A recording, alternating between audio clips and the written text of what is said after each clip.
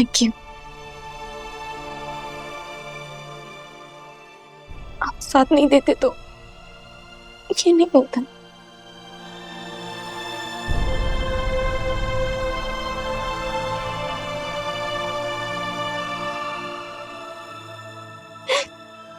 मैं नहीं जी सकती थी।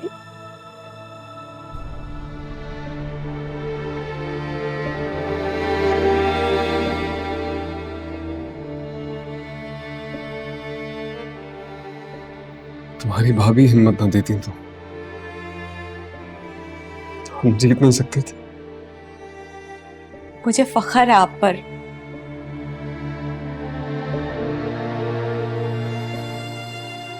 आपने भाई होने का हक अदा किया।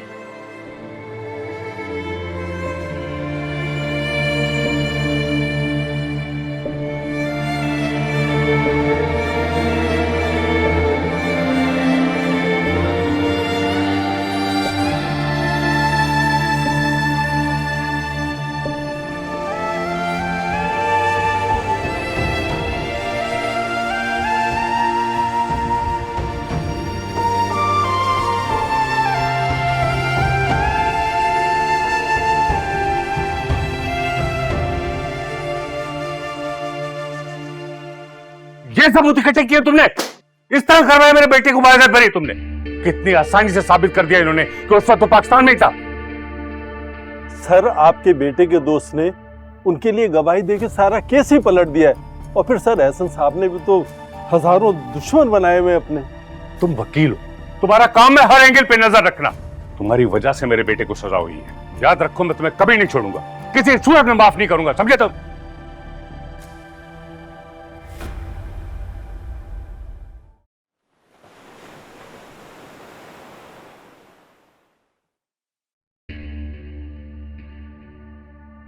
मुझे एक बात बताएं, हम उसके मुलाजिम हैं या वो हमारा मुलाजिम? कब से इंतजार कर रहे हैं मैनेजर का, पहुंचा क्यों नहीं है वो? साहब आहिस्ता बोलो, सब लोग देख रहे हैं, आ जाएगा वो। लेकिन कब? मैं मजीद इंतजार नहीं कर सकता, समझ रही हैं आप?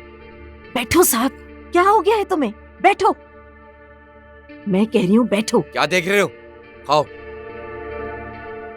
वो हमारे ही मसले हैंडल कर रहा है, समझ गए तुम?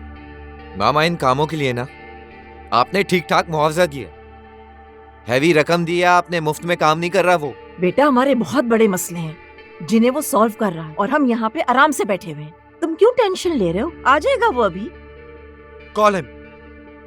अच्छा मैं तुम्हारे लिए लंच ऑर्डर करती हूँ, रिलैक्स। नो थैंक यू मामा। और कुछ? I am mama's boy. चुप।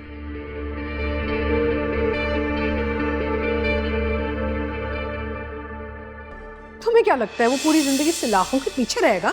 लेकिन जब तक साथ बाहर नहीं चला जाता, आलियान को कैद में रखना मेरी मजबूरी है। मैं ऐसा करूंगी, जाने से 2 घंटे पहले आलियान का केस खत्म करवा दूंगी। नहीं, तुम ऐसा नहीं करोगे। अब उसका केस पूरी जिंदगी चलेगा, वो सलाखों के पीछे मरेगा और तुम यही करोगी?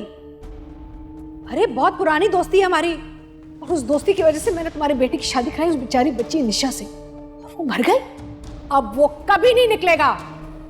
लेकिन अलमास मैं यहाँ रहूंगी तो उसका केस लड़ूंगी ना। मेरी तो 3 दिन के बाद फ्लाइट है। कोई मसला नहीं है, केस मैं लड़ती रहूंगी, लेकिन उसका खर्चा तुम भरोगी।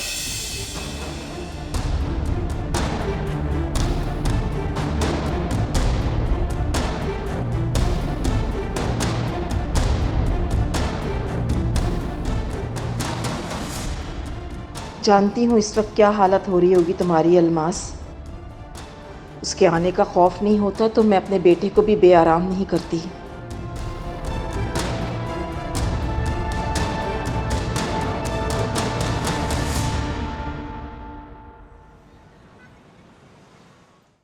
क्या मतलब है कुछ नहीं पता?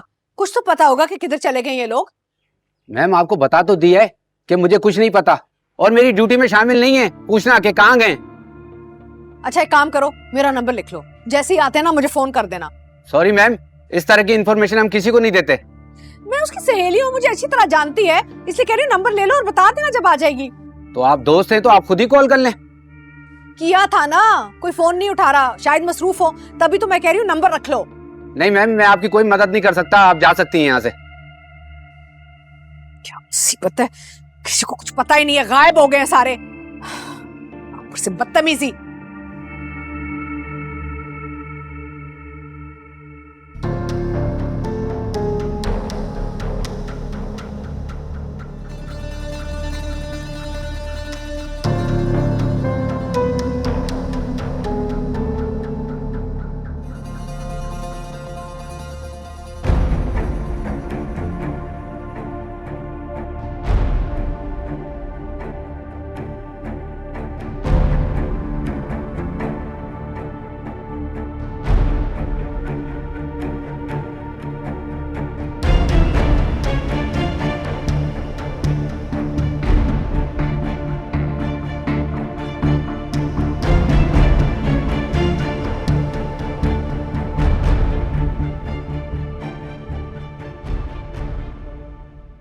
क्या कर रहा हूं आली के लिए? भाभी ने कहा कि वो आली की जिंदगी को बर्बाद होता हुआ नहीं देख सकती, और आली दोबारा साथ का इस शहर, इस मुल्क से बाहर चले जाना बर्दाश्त नहीं कर सकेगा। मुझे जाके आली को बता देना चाहिए कि साथ आज, लेकिन अगर मैं उसे आज बाहर ना निकाल सका तो वो बेबसी और मजबूरी में उस कैद खाने की दीवारों से सर टकरा के शायद खुद को खत्म ना कर दे।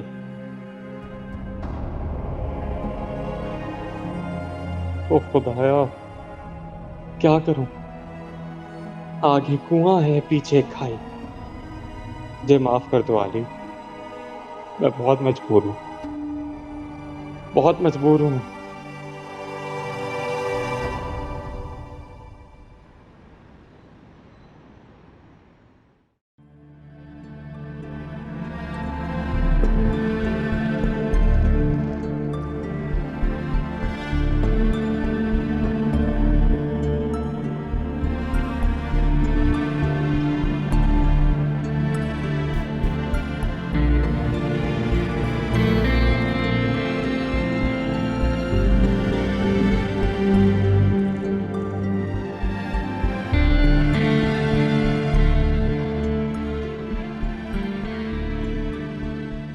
आप साथ के मसले को अल्लाह पे क्यों नहीं छोड़ देते? अल्लाह उसको ऐसी सजा देगा कि वो सारी जिंदगी। ज्यादा लेक्चर देने की जरूरत नहीं, जाओ यहां से। आलियाना, आप फिक्र मत करें प्लीज, अल्लाह पे भरोसा रखें। हम सब मिलके उसके खिलाफ सबूत इकट्ठे। क्या करोगी तुम सबूत इकट्ठे करके? जितनी देर में तुम सबूत इकट्ठे करोगी ना, वो निकल जाएगा यहां से।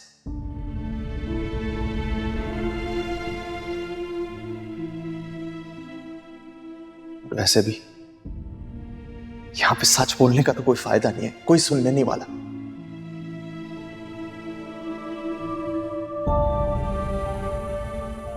जो मैंने करना है ना, वो खुद ही करना है, और मैं करके रहूंगा। किसी की मिन्नतें करने की जरूरत नहीं है मुझे।